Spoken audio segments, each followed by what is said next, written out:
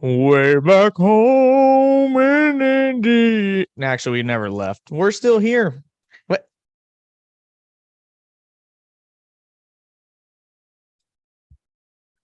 Welcome to Stuck in the Catch Fence, where evidently 3 inches is just not good enough anymore. Talking flags, of course. But no, we're live. We are doing our post-race recap and, really, Joe, a post-news recap as the NASCAR world has turned upside down on its head because, again, somebody winning for the first time in 60 races means absolutely not shit on the very next day because the golden boy, the poster boy, the 6-race start streak for Chase Elliott will be snapped this weekend. He will be suspended going to Gateway. Denny Hamlin somewhere right now in his basement, just doing what he does, probably flipping off people through a fake Twitter account. Yeah, is able to get his way, and I think rightfully so. But my question to you, Joe, we've had a time to stew on it. We've had a couple shorts to look at. Yeah. Let's just go ahead and start it off. Did NASCAR do the right thing by suspending Chase Elliott? Well, I mean, you and I talked about this. I think Chase Elliott had to be suspended. We saw Bubba Wallace do the same thing last year. Maybe a bit more egregious than what we saw out of Chase Elliott. But it doesn't matter who it is, what track it is. You can't right hook people.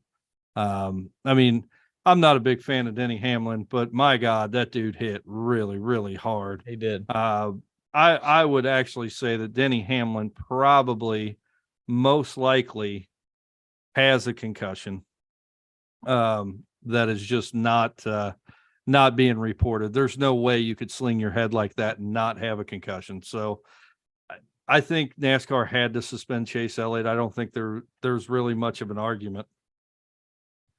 I think it was an easy call. It was the most consistent call. And now we've seen, for better or for worse, it's just so weird, Joe. The on-track product for Hendrick Motorsports has been really good. William Byron, had a chance to win his 4th race.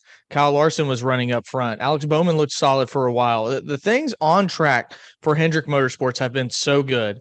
But I do not know if you could ever have more of a tumultuous situation with everything that's went on, losing a driver to a snowboard broken leg, losing a driver to breaking his back in a sprint car, being fined multiple times. One of them was rescinded. NASCAR didn't even like it. They even changed the rules due to the fact that one of the suspensions and docking of points was rescinded by the appeals panel. And now we get to the point now, Chase Elliott, who has dug himself a hole from snowboarding, and we've talked about that, and those type of things happen off the track. Not one of us said that he shouldn't be allowed to do these different things.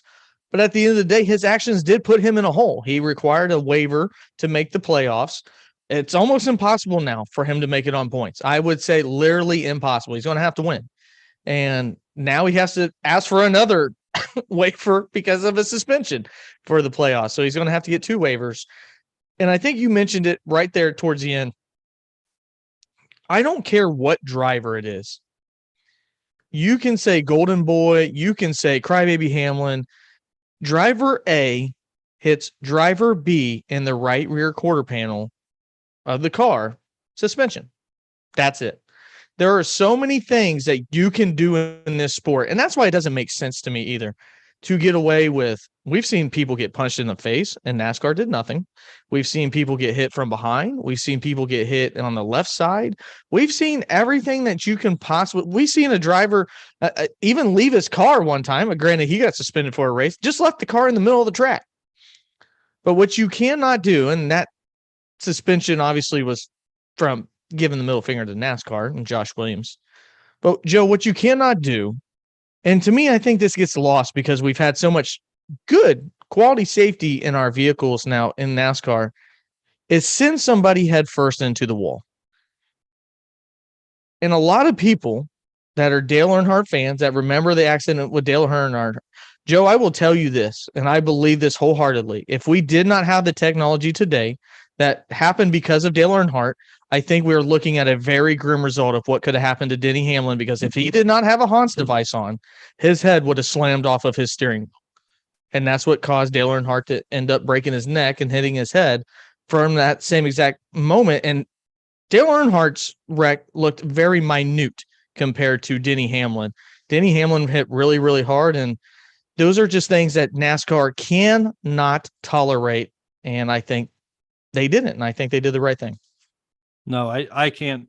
I mean, I really can't, overstate what you're saying, because, at the end of the day, like I said, not a fan of Denny Hamlin, but you said it so perfectly when you said you take driver A versus driver B. Doesn't matter who it is, what track it's on. When you intentionally right hook somebody, you get suspended. And really, maybe a one race suspension isn't enough. You can't have that sort of action on a track going that fast. That's a recipe for disaster. And you're absolutely right. Denny Hamlin's not wearing a Hans device yesterday. Denny Hamlin's dead. Last year, Kyle Larson wasn't wearing a Hans device when Bubba Wallace right hooked him. Kyle Larson's dead. Those head-on collisions into the wall, especially in this car, are not great. I know it doesn't look like these cars are taking much damage.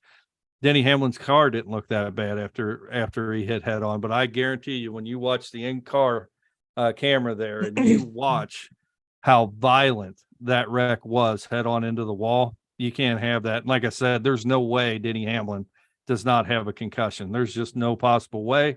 I don't think that's going to come out, but I believe absolutely he has a concussion at the very least.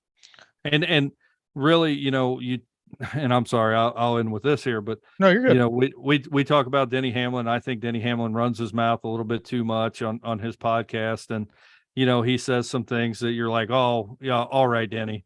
But his reaction to that yesterday was 100% on par where it should have been.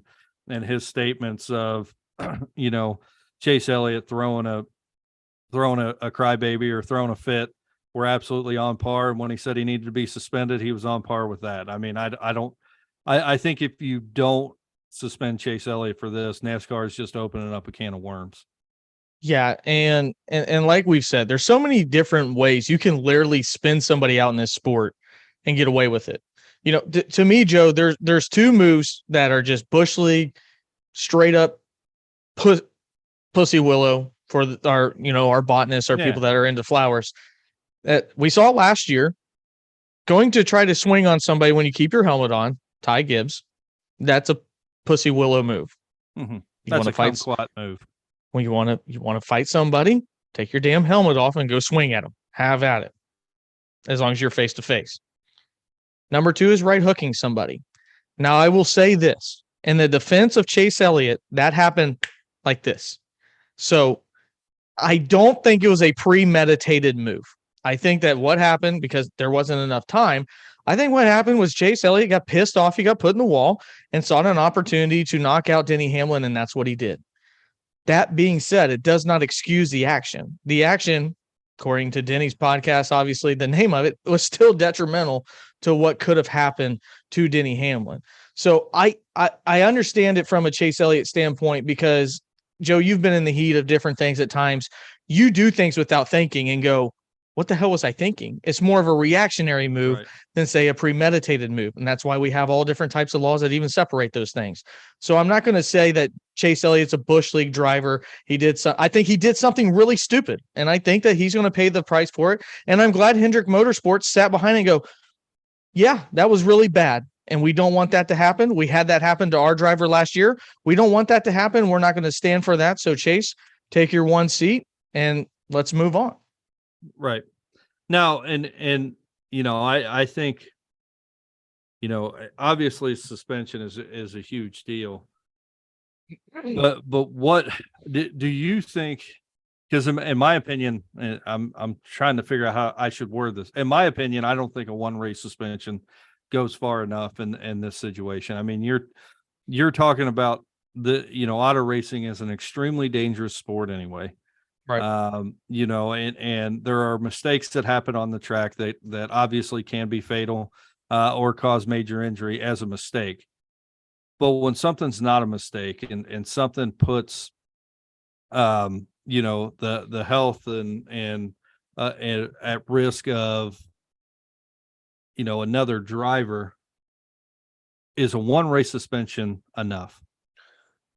I'll answer that in two ways, Joe. The politically correct way and then the honest way. The politically correct way to me is it is because that's the precedent.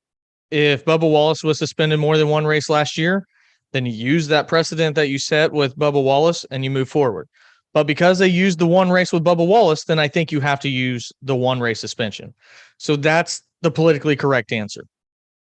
To answer your question honestly, as in for just myself, no, you should not suspend at it. To me, it should be at the very least 3. And I open the door moving forward, depending upon if you're a repeat offender. If we're going to suspend crew chief members for losing tires for 2 races to 4 races like we did last year for making a tire fall off the wheel, that's dangerous. And if you watch the Indy 500, could have been really, really dangerous when a tire is loose and gets hit. There's no way that should be worse of a crime than right hooking somebody into the fence.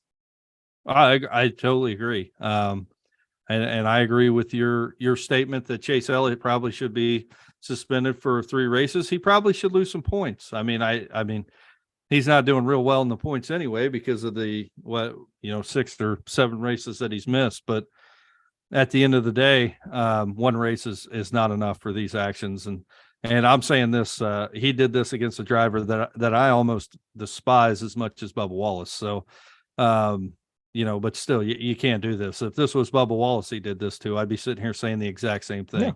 If it was JJ Yeley, if it was any other driver out there, it doesn't matter. You can't do what he did.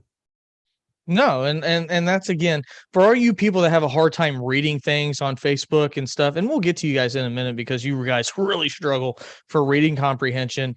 It does not matter who the person was the victim and who the person was as the assailant. We cannot say that enough. Right. We would be saying the same exact thing right here, right now. That being said, Chase Elliott does not have a career of being a dirty driver and does not have a career of using a temper. And to be honest with you, Joe, if you could have told me who was going to right hook somebody, Chase Elliott would have been very, very, very far down the list. That's why I think it was more of a frustration thing. Maybe it's because he hasn't been running well. I mean, do you go in? We joked around that William Byron was going to have to give back Chase Elliott his car. Well, evidently he's kept it because he's been still running good, and Chase Elliott hasn't. And they're running the same exact equipment, supposedly. And, and maybe that's what led it. I don't know what led into it, but what I do know is what action happened. And I think NASCAR did the right thing. And I think moving forward, Joe, I wouldn't really hate if NASCAR goes, this has happened twice in the same year. We know this is the precedent, but let's go ahead and just clear the air, maybe after the season, and say, right hook somebody we find intentional, 3 races, bar none. We don't have a review panel for that. And Denny Hamlin, I guess if you want to say that he did his best for his cause, I mean, he posted the SMT data on Twitter and did these things to prove it so that it wasn't just quote unquote crying. I know people like to use that term, especially when a driver drives a Toyota. He pled his case and showed that. And I think, Joe, there's really only one other sport that I can equate you possibly having the opportunity of dying at any time. And that's maybe if you throw like a 95-mile-an-hour fastball to a batter's head and make flush contact, an intentional act. Outside of that, I mean, unless you have a freak accident, but this is the number one way you can literally kill somebody doing this. Well, and it is, and that's, you just talked a little bit about suspending. You lose a tire, you're suspended for 2 races. We're suspending crew chiefs. We're taking points away from guys and suspending, crew chiefs for, altering vehicles, not passing inspections, and at the end of the day, the most dangerous things these guys do outside of everything you penalize for is go out on that track and drive. Mm-hmm. And when you go out there and drive and you commit an intentional act that could kill somebody, that has to be the most severe penalty NASCAR has. That has to be more severe than altering a car to win a race. And at the end of the day, I think you have kind of a what's the word I'm looking for? Zero tolerance policy on this. Yeah. And say, you know what, you right hook somebody and we believe it's intentional, you'll have your day in court, but not only are you suspended for 3 or 4 races, you're going to lose points and we're going to take a playoff bid away from you. And you're going to have to argue why you should get your playoff bid back. You're going to have to appeal and argue it in front of a panel. And I think you have to go to that extreme, because the only way that somebody doesn't do this again is if there is a risk of not making the playoffs involved with it. Right. So I maybe a season-long suspension. This is a big deal to me. I like Chase Elliott. Obviously, I'm a fan of Hendrick, but this is a huge deal to me. You could kill a guy. I mean, Yeah. Denny Hamlin could have been killed yesterday, and that's a big deal to me. Yeah. No, I think what you're saying is completely genuine, Joe. I don't think you're trying to hype up anything just because we're on here with microphones in front of our face. I think we really believe that. I mean, you got to think about this. We just went to the Lawrenceburg Speedway last night, where literally a driver by himself in qualifying lost his life due to a wreck. That's the possibility at any given time that something like this can happen. And I also want to make this a point too. We're really attacking the action of Chase Elliott and not the person of Chase Elliott, because I really do believe that this was not intentional. I can't say that enough, but you're right. I think that you do need to take it a step further. You can't now because you made the precedent last year, but I definitely would like to see NASCAR do something at least after this year and go, yo, this has been twice now in 2 years. And as far as we have come with providing safety, doesn't give you the freedom to then try to put that safety at its limit, because that is what you're doing. And we said on a show that we had last year on a different network or a different platform, and we said the exact same thing about Bubba Wallace. And I think I went as far as saying I thought Bubba Wallace should have been parked for the remainder of the year last year when he did that to Kyle Larson. Obviously, that didn't happen. And I'm saying the same thing about Chase Elliott right now. Obviously, that didn't happen. But NASCAR has to get better, and this has to be addressed right now, because when you talk about, getting into the playoffs and a driver gets pissed off and they're not in the chase, what's going to stop them from doing the same thing? Right. Other than having a little moral turpitude and not wanting to kill somebody. Yeah, no, you're not wrong. Moving forward from it, Joe, there's been a pretty large trickle effect too. And so we can get away from, that the action itself and now move on to what we're going to see moving forward. And sometimes something good can happen even through something really bad. And I think I'll definitely have my eyes turned on Gateway regardless, but Corey LaJoie will now have a golden bricks opportunity. While it's one shot, Joe's favorite rapper Eminem said, "This is your one opportunity, like it or not." Yeah. This is it. Lose yourself. Yeah. Don't lose yourself in the back of the pack, Corey LaJoie. You are going to drive the number 9 car for Hendrick Motorsports. And Corey LaJoie, not that long ago, hand wrote a letter to Rick Hendrick trying to get him to sign off on him driving the 48 car. And I think, number one, it's funny because I think we can definitely confirm that Josh Berry is going to Stewart-Haas next year. Yeah, I don't think. I think by him not racing in the car is, him saying that, yes, we did agree to a term with Josh Berry has agreed to be with Stewart-Haas. And then we get to see Corey LaJoie move forward in equipment that with Spire Motorsports, he was more often than not, Joe, you mentioned this on these lower tiers. Bring it home safely, run some laps, compete when you can, but at the end of the day, come home safely, every part intact. From that to now the number 1 team in NASCAR. What are your expectations? The same expectations that I had for Josh Berry the first couple of races of filling in for Chase Elliott. I think I think he's going to have marching orders to go out there, give a good performance. Don't do anything stupid in the car. We'll let you know when you could cut it loose. If you're in position at the end of the race, we'll tell you if you can cut it loose. Besides that, keep it safe. Don't wreck it. Finish the race.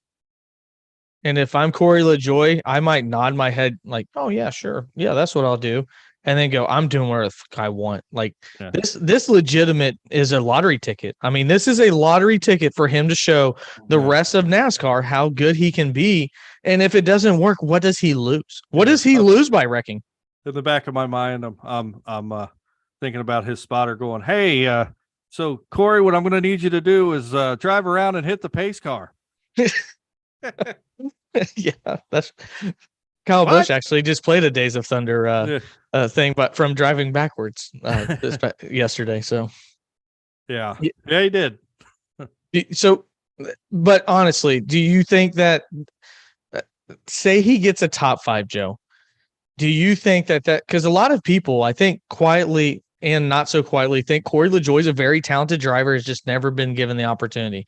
Say he gets a top 5. Do you think that another NASCAR team looks around and goes, "There it is"? What? That we need to look at taking him away from Spire. Yeah, well, let me ask you this: say he does get a top 5, who's he replacing? Austin Dillon. No, he's not. No, but I'm just saying, like, if I'm Richard Childress and I see that, I go, "Son of a bitch!" Like, yeah, why not? Well, because Austin Dillon is his grandson. Well, yeah. Of course, he doesn't give tire rides, so maybe. So Austin Dillon's off the table. That's a grandpa ride. Yeah, that's a grandpa ride. So out of the competitive drivers, we just heard Kyle Busch talk about, understanding what gets you into NASCAR, and a lot of it doesn't have to do with talent; it has to do with money.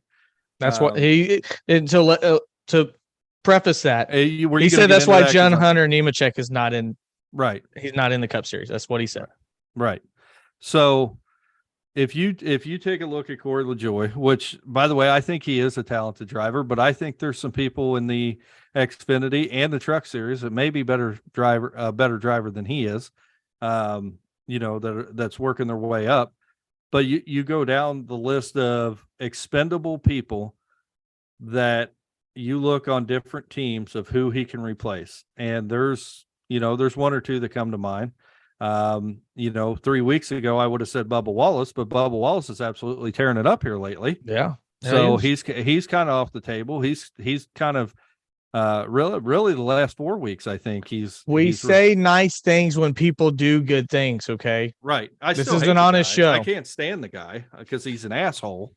But I mean, as far as his performance on the track lately, I don't see that being in question right now. So, I mean, I think you kind of look at, you'd have to start looking at some other teams outside of Chevrolet. You look at Joe Gibbs. What driver is expendable there? Well, I'm guessing if you think one of the two might retire, would be obviously Hamlin and Martin Truex, but I don't know where Martin Truex is. Thank God Truex is back. I think that's a storyline. Truex is back to what he looks good. Josh Berry's replacing Kevin Harvick. So Corey LaJoy is 1 year younger than Josh Berry. Right. Okay. So I actually thought they were the same age. I don't know who he replaces other than driving for what he's doing right now for the scrap teams in the back. I think as bad as Stuart Haas has been, I'm not sure anybody's safe there besides Chase Briscoe. And that's just because he's young. He's already proved it down in the lower. But, if Eric Almirola, the only reason why he's there is because of Smithfield is partnered with him and doesn't mind footing the bill for him to, push people under the red flag for reasons we're not really sure. It's definitely not because of how good he finishes in races. And I don't think Ryan Preece has done anything, Joe, to put a sparkle in your eye, maybe put, some gnawed down teeth at times. But, I don't think Ryan Preece's spot should be safe. So. Well, Ryan Preece is an asshole too. So just look at his first name. Yeah. Ryan, what an asshole. I've learned that in life. If you run into somebody named Ryan, Dick or Richard? Yeah, They're gonna be an asshole. it's like the same thing. Yeah. Yeah, Ryan, Dick, Richard. Yeah, That's your new Ryan. nickname. Yeah, Ryan Richard Dick Peters is actually my real name, but yeah, it's Dick hyphen Peters. We wanted it to sound German. So like that's a good question, Joe, because you definitely, to open a spot, somebody's got to lose a spot. So I think that, we'll see how things play out. I think there's obviously a chance that a charter opens up, somewhere. I think 2011 is going to open up a charter. I mean, they're going to open up another spot at some point. Now, would they fill it with Corey LaJoie? I don't know. They got an interesting cast of characters now with Reddick and Bubba Wallace, so it's possible. But I do like the opportunity. I think you're kind of off base there. At least going into next year, I think 2311 may have a charter as soon as next year. I really do. But I think that seat's already taken. I think that's going back to Kurt Busch, and I think he deserves that. No, I don't disagree with you at all. I think they would definitely. Kurt Busch would have to say no before Corey LaJoie could say yes. I mean, that's right. That's for sure. But another move too is now in the Xfinity ride, Carson Hocevar, a real young talent, who also has his fair share of questionable things, illegally spinning out during races, literally parking it right in the middle of the track and not moving to cause a caution at Talladega last year. I was there. That has found a ride back in the Xfinity series. So again, it's a weird thing where something bad can happen, but we're going to see these different talented drivers move into roles that are, have not yet been fulfilled before by them. So it's interesting, to say the very least. Agreed. But Joe, I wanted to kind of break down yesterday and maybe a little bit over the weekend, if you would like. How would you like to do it first? Would you like to break down the 600 from yesterday and what your thoughts overall were, or would you like to break down Sunday first? The Indy 500. Yeah, let's talk about the Indy 500. Did you watch it? Hold on real quick. I'm going to break down Formula One race real quich. Monaco. Oh, yeah, I'd boring. Max Verstappen won. All right, let's move on. Yeah. I just want to get that out of the way. Forgot about that. Which I did. You fell asleep. Yeah, it was terrible. But you're right. It started raining. The last 10 laps or so, kind of made it interesting, changing the tires out. But yeah, Max's 24-second lead went down to 12. Yeah, it was. And then Fernando Alonso had to pit again. So, it happens. It was absolutely Monaco. terrible. You said not a pass for the lead since 1996. Yeah, I think I might have read that wrong. I have to fact check myself. I think there hasn't been a last lap pass for the lead since 96. I'm not sure that I saw a pass within the top 5 in that race since 1996. No, so I believe you didn't. Yeah, no, but that's astounding too. I mean, you're talking almost 30 years. Well, not almost. I was in first grade. 27 years. Is that what we're talking here? Yes. Yeah. Yep. And there hasn't, quick math in my head, there hasn't been a pass for the lead on the last lap. Could you imagine saying, well, the Daytona 500 hasn't had a last lap pass for the lead in the last 27 years. And it's crown jewel. Yeah. Meanwhile, that's pretty much what they're talking about. And the greatest spectacle on earth in the crown jewel was a spectacle this year. In the Indy 500, a guy in his last race at 230 miles an hour was passing people in the grass, and Tony Kanaan. Oh, that was amazing. Yeah. That's pretty risky balls, too. Now, I will say, compared to some of the past Indy 500s in the last 5 or 6 years, yes, Sunday's race was very exciting. Obviously, Joseph Newgarden got his first Indy 500 win. But, something I've never seen before in auto racing, whether that be a IndyCar or obviously NASCAR, stock car racing, truck series. I've never seen a white green, the white flag and the green flag were waved at the same time. Like this. They had a 2.5 mile shootout. Marcus Ericsson wife completely broke down in the pits. He cried like a little bitch boy after the race, saying it wasn't fair. Ferrucci, Hold on, Joe. What? Mind you that he won on a yellow flag last year. The guy bitching about not being able to win on a yellow flag this year. You know what? At least the powers that be at IndyCar said, we're not doing that again. And it is kind of bullshit. Maybe IndyCar, and this is what I don't understand about race series across the country. Why can't you adopt rules? One thing NASCAR got right was the green, white, checkered overtime. 100%, you should not end under caution. And I will say the only time you should end under caution is, well, you shouldn't, because you don't ever know what that car is going to do on the last lap. We saw Kyle Larson. Was that last year or 2 years ago? He was winning on the last lap. I think maybe at Las Vegas. At Pocono. Was it at 2 years at Pocono? He was going to win his 6th straight. I was there. And Alex Bowman passed him. Yeah, he blew a tire. No, that's right. He blew a tire on the very last turn. Because I think I texted somebody. And I said, this is rigged. I was like, he tried not to win. And then I saw the replay. Of course, when you're at the race, freaking Pocono is huge, by the way. Yeah. And you're there and you're like, okay. He just like automatically blew a tire. And then I watched the replay. I'm like, oh yeah, he definitely blew a tire. Yeah. So I mean, you should always finish the race. And I will commend IndyCar. I really think that at any track, if you're talking about an overtime sort of format, it needs to be a green, white checkered. It shouldn't be a white, green last lap. I think maybe you need a little bit more than that, unless it's a road course. Then I wholeheartedly agree with one lap. But the Indy 500 this year, great race. I thoroughly enjoyed the Indy 500. Really brought it back for me because the last couple have been boring. And for some added excitement, there was a couple of great wrecks and people almost got killed in the grandstands, which is not a good thing. But no, thank God that tire missed the grandstands, because there's no way if that would have landed. That place was packed. There was 300-something thousand people there.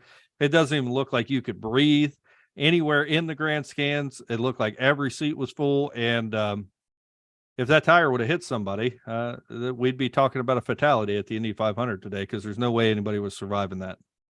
I couldn't believe that did not hit anybody. And that was a act of supernatural power, that opening right there at that time where those cars were. Joe, you're talking 100 feet shorter. That's a different result. That's the danger that these vehicles have. And I am not the Indy 500. I'm not the IndyCar person. I was watching the car go upside down, the driver go upside down, and I'm sorry, I already forgot his name. Norwood, something like that. I think that's what his name was. The one that lost the tire that got hit. Kirkwood. Yeah, same thing. Yeah. Flipped his visor up while his car was upside down and sparks were coming at his face. And I'm like, what is this guy doing? But that's the international sign of the window net down in NASCAR, is when your visor is up, that's to let the AMR safety team know you're okay. Now, while you're upside down at 85 miles an hour, that seems really dumb.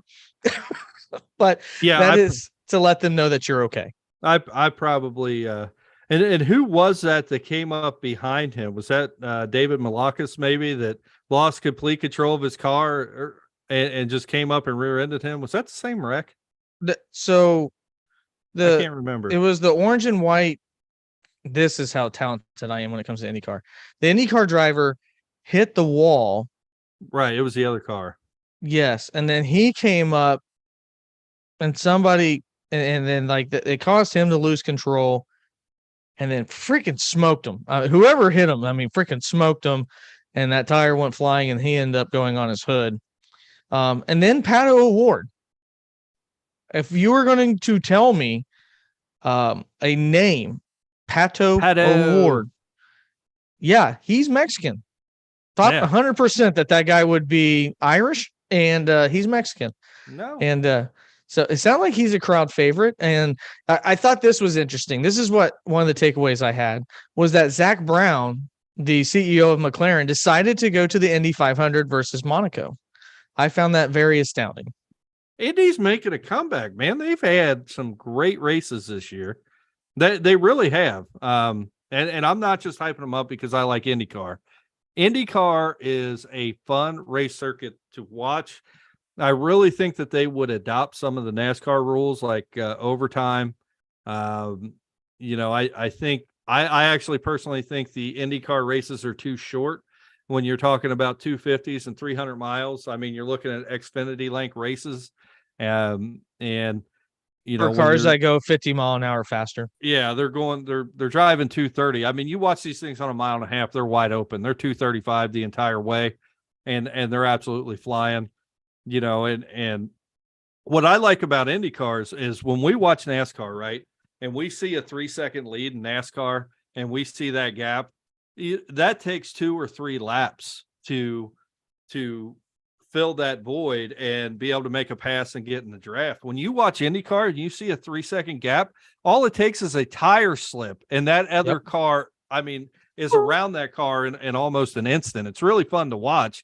It seems kind of boring when they're just playing follow the leader, but you see it all the time where somebody loses a little bit of grip going into the turn and they're passed by 6 cars. And, the amount of eye-hand coordination that it has to take to drive them Indy cars at that speed is astounding. And those guys are incredible drivers. I don't think they're given enough credit. Like I said, this Indy 500 really brought me back. I follow IndyCar. I haven't been real passionate about it, but after the 500, I'm telling you what, I'm stoked. I'm pumped. At the end of the day, the Indy 500 this year had everything you wanted. Had passes, multiple passes for the lead. It is a race that it's a marathon race that 500 miles is a long way for those Indy cars. 500 miles is a long way to drive at 230 miles an hour. Yeah.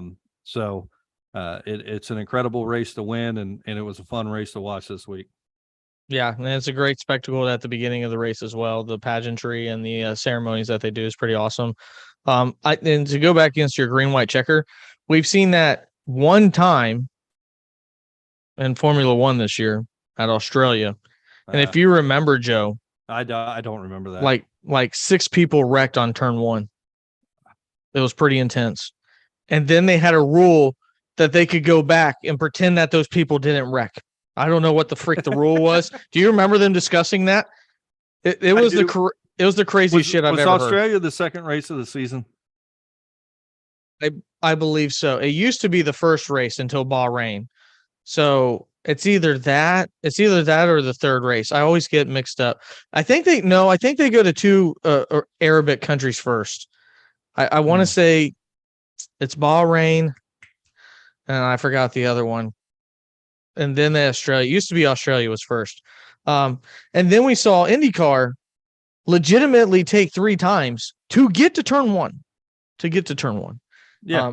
So obviously these guys, Joe, are not antiquated in the green white checker. But you're right. No race ever should end under caution unless it's rained out.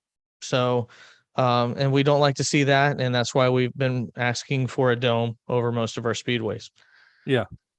I feel like NASCAR should be taken indoors just to really maintain the sanctity of the sport. Every 2.5 mile, mile and a half track should be under roof, should be under dome.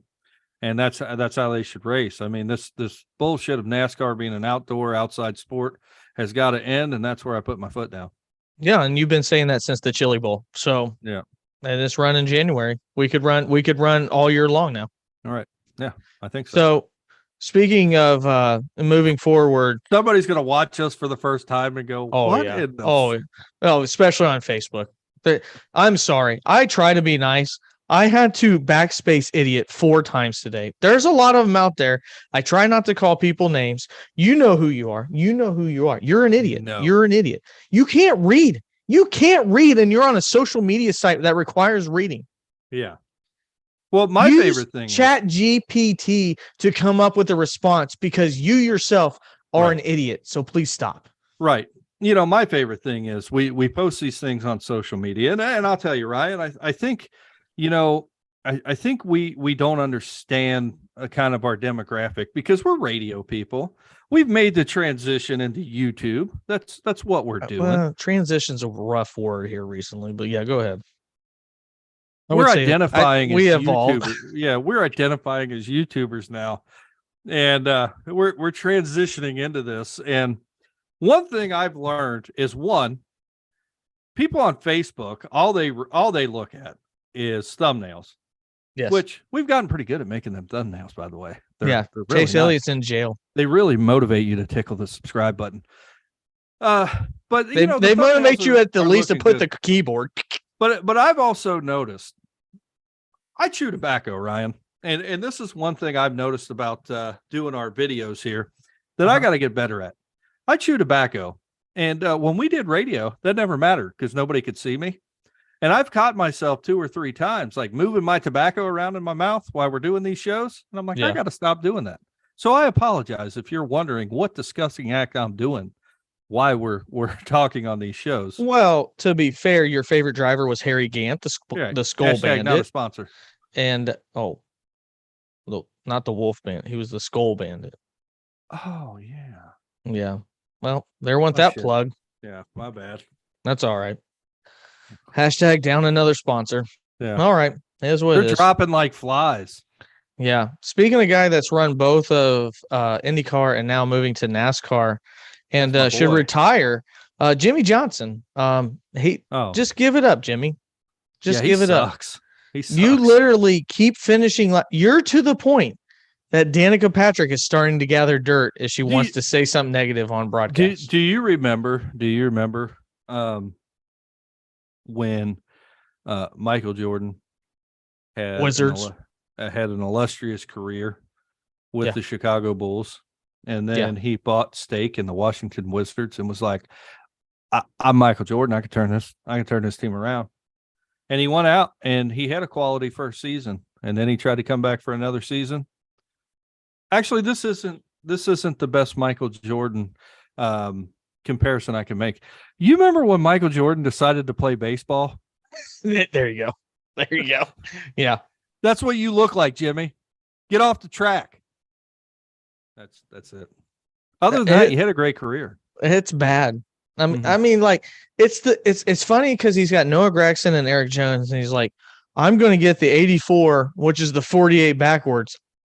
And you were dog shit at the end of your Hendrick career. Let's just put it politely, literally in the mid-20s while they were and you won good.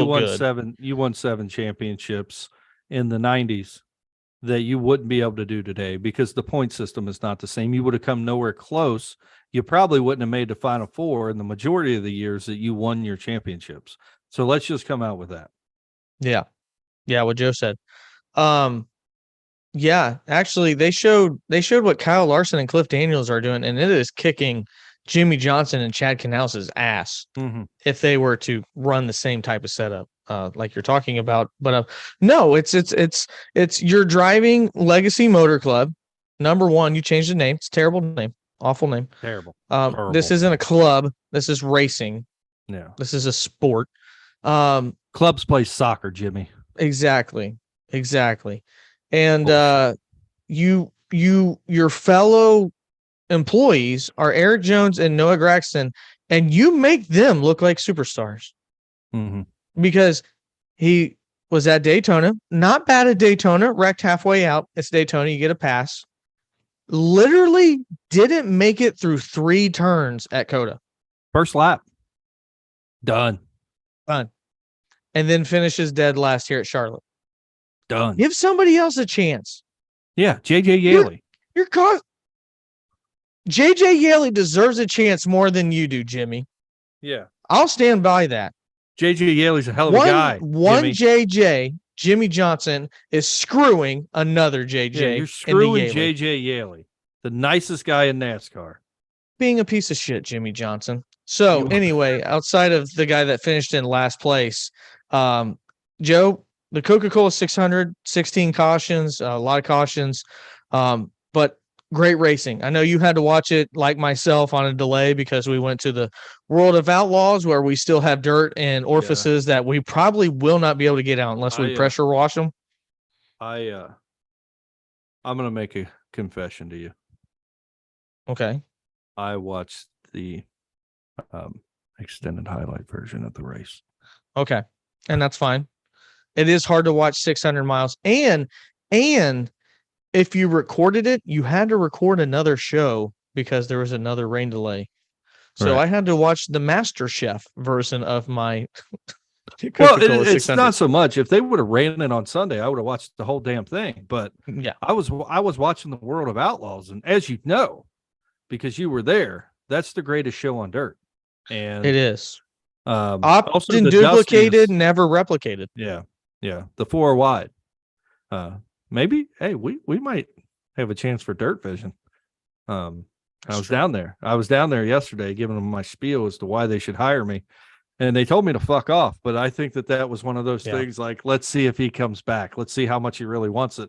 Right. So I called him like 6 times today. As a test. Yeah. And I still think they're testing me because now when I call the number, it just beep, beep, beep, like it's busy. Yeah. So I'm not sure what that means, but I have a feeling that I'm real close. Yeah, when you get your restraining order, when they serve that to you, Joe, that's to see how committed you are. So I would be ready to see if you're willing to break that barrier. If this is the line drawn over the line, I think we'll be there. I've always been told if you want something, you got to pursue it. Exactly. Yeah. Exactly. I mean, that's why Jeffrey Dahmer got a Netflix show. Yeah. Restraining orders are just a piece of paper. That was really hard to say with a straight face. Anyway, so the Coca-Cola 600. Jeffy Dahmer? Yeah, Jeffrey Dahmer. It's Jeffy. Oh, Jesus. Shut up.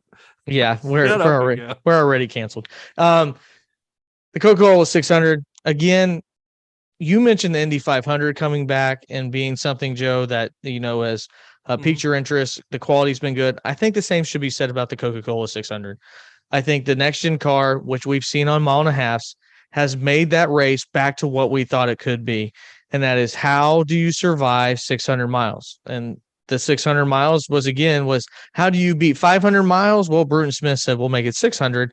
And, it really is the biggest endurance test that NASCAR runs. We see all these multiple cautions, people get stuck on pit road. Joe, it's literally like running 2.5 races into one, because no matter how bad you are at the beginning, you still have a shot at the end as long as you still got 4 tires on it. Yeah. I think I was letting you talk there.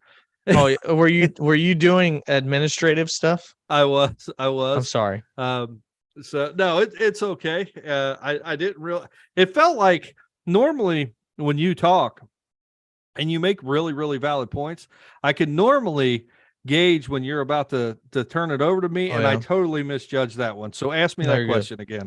No, my bad. So that's okay. This is why we do this live, because we could edit this out if we wanted to. Yeah, I don't want to do that. No, that's gay. Or homo or whatever. I don't know. I don't know what the right term is. Yeah, you just got us canceled. Yeah. It's Pride Month next month. No. What you were saying earlier about the Coca-Cola or about the Indy 500 is what my feelings are about the Coca-Cola 600. I feel like with the next gen car, while we've had plenty of quarrels about what we have seen on short tracks, the mile and a half have been dominant. And I think, Joe, we're back to what the Coca-Cola 600 was, the endurance test. How do you make it 600 miles? Really, the first 100 laps, you can just I don't want to say throw out, but if you're not good in the first 100 laps, you literally have what is really an entire race still left on normal circumstances, sometimes a race and a half still left. And I think that we've seen like the glory of what used to be in NASCAR of the Coca-Cola 600 make a really strong comeback. It's been 2 tremendous races the last 2 years. Yeah. And so I did catch, obviously we were at Lawrenceburg Speedway, and I did catch what I could, kind of watching it on my phone. And obviously I watched it long enough for Kyle Larson to wreck himself while we were actually waiting on the feature at Lawrenceburg Speedway. And then I did catch the end of the race, but I watched the first 100 laps or so, 150 laps, maybe 148, whatever it was before they had to take the next rain delay. And then I turned it off and got back to it later because I was enjoying the festivities at the Lawrenceburg Speedway. But you're absolutely right. I mean, the Coca-Cola 600, we said it on the show last week, is one of NASCAR's iconic races. It's a marathon race. It's who can outlast all 600 miles. They got a little help this year. I don't think a lot of people realize that as far as tires go this year, they actually had 2 extra sets of tires because of the rain delay, no practice and no qualifying. NASCAR let every team keep 14 tires. So there was a little bit of an edge there that most teams had this year with 2 extra sets of tires. And I don't know that there was any team that didn't use all 14 sets of tires. Maybe Rick Ware Racing, because he probably didn't have 14 sets of tires there. But Jimmy Johnson probably didn't use all 14 sets. That's true. Well, anybody that finished the race used all 14 sets of tires, which was a huge help to the teams, obviously, and probably led to a little bit better quality racing at the end of the race, or actually in the middle of the race, because they'll hold on to them things for the the last stage shootouts. But it's still, even with 14 sets of tires, 600 miles is an incredible way to go. And I think last year, if I'm not mistaken, the race was actually 612 miles last year. Yeah, it's the longest race of all time. Yeah, so because of the green white checkers. And they didn't have 14 sets of tires last year. They only had 12 like normal. So the math, the kind of the mechanics that goes into planning out that race and race strategy is incredible. That's one weekend that you don't want to be in the position of those crew chiefs trying to figure out all the math and all the mechanics of what they need to do to finish the race and still be in contention. Great race. I look forward to Coke 600 every year. I'm really disappointed that I didn't get to watch it live because I'm one of those guys, Ryan. I don't know if you subscribe to this or not, but I do. Like, I don't like to watch reruns of sports because I'm not patient enough to find out who won or who lost. I have to look that up before I don't. it. I know you don't. You found this out. I've tried to get a hold of you. Like, I could have been having a baby and there was no getting a hold of you. There was just one. Why is that? He just turns his phone off. He's like, just turns it off. It's gone. It's turned off. Like, 3 Zoomers just wrecked their Priuses right now. Just hearing that, Joe. So we do. I know it. Like, what? We didn't die. You did it voluntarily. We do this YouTube thing together. We live in the same community. We both go to Lawrenceburg Speedway yesterday, and I didn't see you not one time. I think I saw you. I think you were wearing gray and your son was wearing orange. Yeah. Standing up in the corner. You probably saw Michael run out to the track. He was trying to get the little helmet tear offs every time they went by. Oh, that's awesome. I finally had to be like, Michael, you can't go out. Well. So I did. I will tell you, there was a lot of we're getting off track here. There was a lot of first timers at the World of Outlaws last night, and they all sat up there in turn one, not realizing that you get absolutely pelted up there. And I love it. I put on sunglasses. It doesn't hurt. I mean, you catch one maybe in the forehead or something every once in a while, or it disrupts your beer more than anything. It really.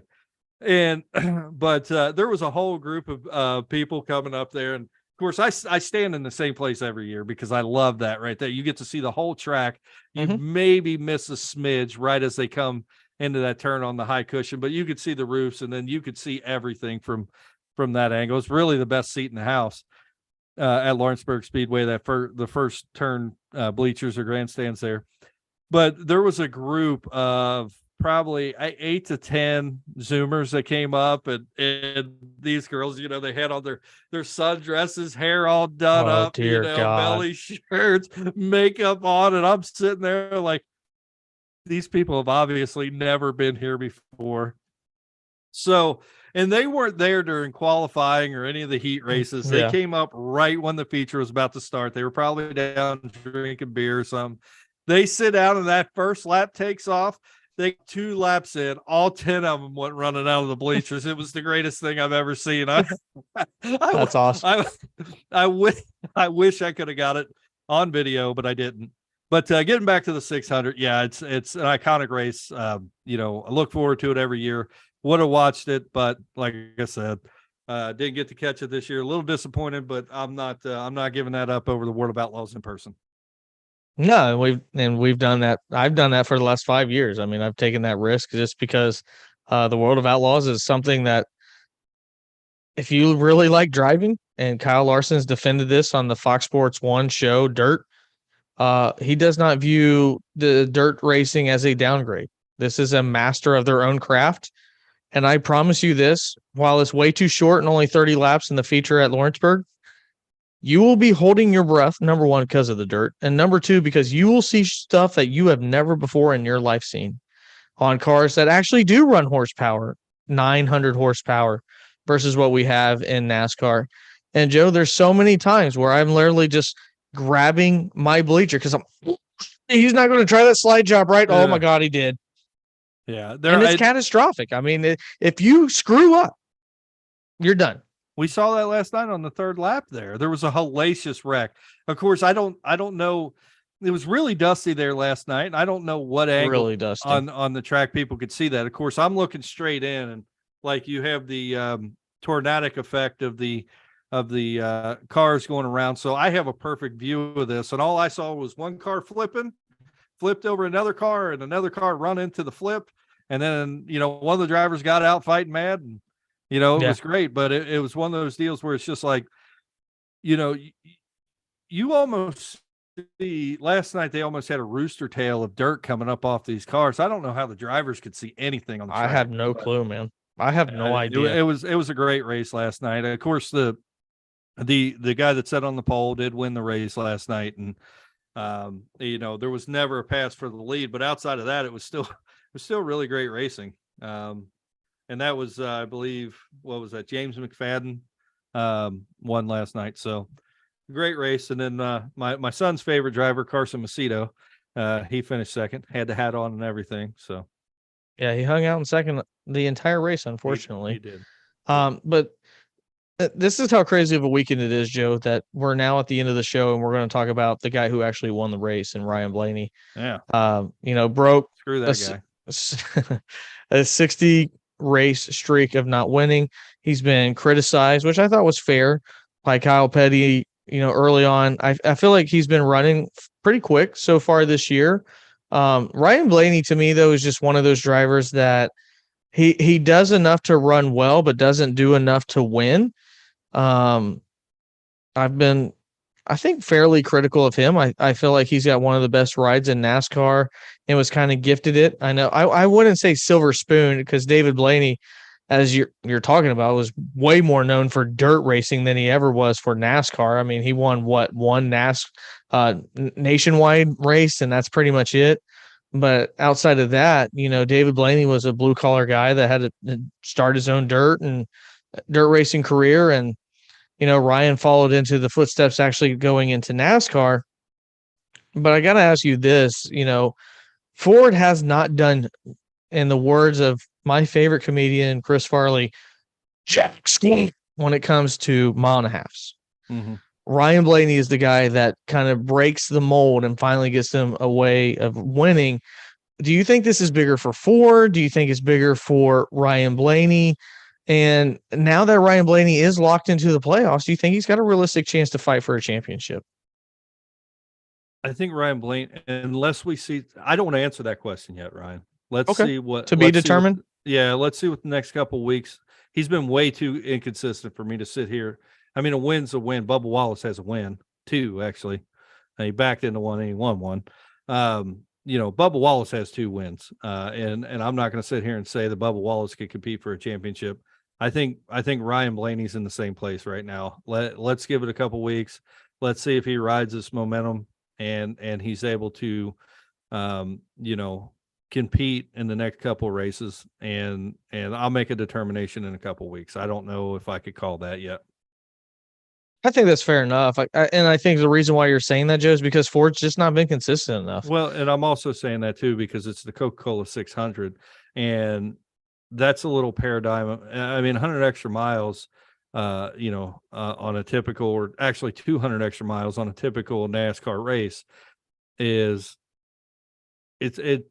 it's kind of like the Daytona 500. It's an anomaly of a race.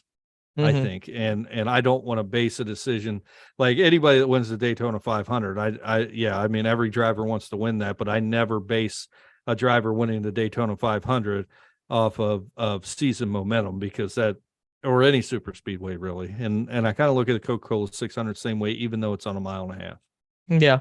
Well, and I think it's fair too, Joe. No practice, no qualifying. I mean, none of these guys got to set up their Right. car. And I found it interesting. They said on the broadcast, didn't know if you knew this.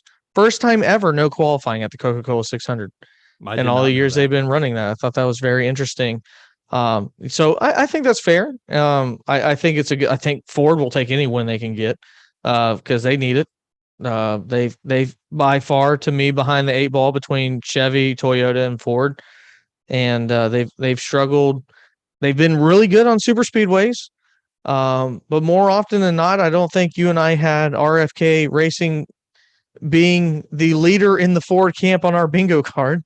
So, Mm-mm. they have had really, really good success this year and have quite honestly been the most consistent team with the Blue Ovals. So, but do want to congratulate Ryan Blaney. He seems like a nice guy. I thought it was cool. And I mean, how about it for Roger Penske? Won the Indy 500 and the Coca-Cola 600 in the same week. Congratulations to a guy that's now net worth $3 billion. Yeah. Yeah. Great job. Oh boy. He's a real man of the people. Yeah. Doesn't Sure. he also own Indianapolis Motor Speedway? And IndyCar. Yes. Yeah, and IndyCar. Yeah. It's not a bad day. And was the grand marshal to tell the gentlemen to start their engines because he's the Yeah, owner. So why effing not? yeah. That's like doing a throwback paint scheme at Darlington of your own paint scheme. Jimmy Johnson, what an asshole. What an asshole. That guy sucks. But no, I figured this live would be a little bit longer. Well, it was a long weekend. We literally had four different, if you include us, four different series of racing. It all couldn't wrap up on one day thanks to Mother Nature. And even the Xfinity cars ran well into the night. So it was a good time. We're glad that most of you had 3 days off. If you're a piece of crap like me, had to work Monday. But no, I think it was overall a good week. And Joe, looking forward to our traditional weekly show. We'll see what news we get and break down what happens as we always, we as in like the NASCAR community say we're going to St. Louis, but the race is in Illinois. And I'm not sure if people Right. are aware, St. Louis is not in Illinois. No, it is not. It is not. It's indeed in Missouri. It's right there on the border. There's a huge arch there. It's like the gateway to the west. Oh, I thought it was the gateway to the ER because if you walk through anywhere in St. Yeah. Louis, you're probably getting shot. You want to hear? Well, we're kind of going over, but so I was in the military for a time, and I happened to be driving through St. Louis, and I needed gas. So I got off the highway And started and walking. the express. Yeah, no, I didn't start walking. I drove to a gas station. I believe it was East St. Louis. I don't know. But I was a young man. It was my first experience with a gas station that, perfectly normal size. I think it was a BP. Get out of my car. I walk up to the door and it's locked. And I start hearing a knock on the glass. And I look over and this guy's got like his arm out of the glass, right? And so I walk over. I'm like, yeah, I just need to come in. He picked me up, some chew and pay for my gas. And he informed me that I wasn't in the right neighborhood. I should probably pump my gas and get out of there as quickly as possible. So I paid the man. And this was pre-GPS. Like, you could have the Garmin's and the little things. I didn't have one of those because I had me like a little Nokia phone I played Snake on. So there was no GPS. So I pumped whatever it was, $8 worth of gas. It probably filled me up at the time. And I got out of there, and then I was lost for a little bit because I couldn't find a way to get back up on the highway. And, I had all these things playing through my mind, but eventually I found the highway and I did get out of there, and I haven't been back since. Not a real exciting story, but I did think that my life was in danger for a period of time. God, I was really hoping that culminated and you met Nelly. I didn't. I was looking for him. That's too bad. That was pre Band-Aid on Nelly's eye too. Yeah. Yeah. Which is kind of in honor of somebody else, but we're not going to get into that because you Zoomers don't even know who the hell Nelly is. No. But you could listen to him with Tim McGraw over and over again. So that is going to wrap it up. Joe, do you have any final statements before I get my very small and now questionable can I checkered wave flag? let me wave the checkered. Go ahead. I don't have anything. Look, has been stuck in the catch fence. Like and subscribe unless you're an asshole. We'll be back later in the week.